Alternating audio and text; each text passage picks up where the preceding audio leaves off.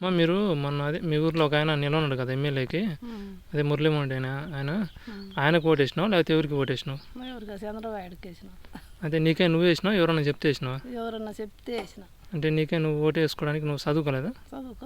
అందుకని వేరే వాళ్ళని అడిగి నువ్వు అటు ఓటేసినావా? నీకు ఓటు వేయడం కూడా చేత కదనమాట. ఇప్పుడు నీకు జ్వరం వచ్చినా కానీ, రోగాలు వచ్చినాయి, మోకాలు నొప్పులు వచ్చినా, ఏం వచ్చినా కానీ ఇప్పుడు చంద్రబాబు నాయుడు కానీ మీకు ఎవరు అదే నీకు చెప్పింటారు కదా పలానా వాళ్ళకి ఓటేయమని, వాళ్ళు వచ్చి నీకు ఏమైనా చూస్తుండ్రా? బాగాలేకపోతే చూస్తుండ్రా? ఏం చూస్తుండ్రు? మోకాలు నొప్పులు వచ్చాయి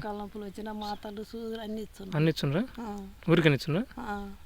మోకాలు వచ్చి పని చేస్తున్నారు నువ్వు చేసే పని వల్ల పొలంలో పని కూడా అంటే నీకు ఒళ్ళు నొప్పులు కాళ్ళ నొప్పులు వచ్చినాయి కదా, ఇప్పుడు నీ వాళ్ళు వచ్చి ఏమైనా పని చేస్తుండ్రా?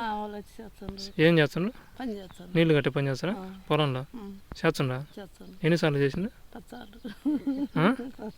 చెప్పరా? అది చేయరా వాళ్ళు?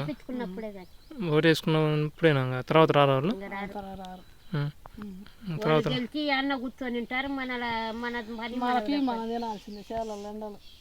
మనకి ఎవరు ఇస్తారు అబ్బి? మనకు కట్టపడాలా, మనం కావాలని తినాలా? వాళ్ళు ఏమి వచ్చి పని చేయరా శాలలో? పని చేయరు. అయితే ఓటేసినావు కదా, రూపాయి ఇచ్చేటోడు లేడు. ఆ ఆటకి ఒక 500 చేతులు పెడతారు మనిషికి. 500 2000 కదా ఇచ్చింది. 500 అది అదేందో బిచ్చగానికి వేసినట్టు ఏ బిచ్చుకుండేది వాడు బతికేది, వాడు బతుకు తెరుగు కోసం మనం అంటే 500 కదా 2000 కదా ఇచ్చింది. 1000 మనిషికి 1000 రూపాయలేనా? 2000 కదా ఇచ్చింది. 2000 ఇచ్చింది. నాయనకు 2000 నాకు 2000. సరే.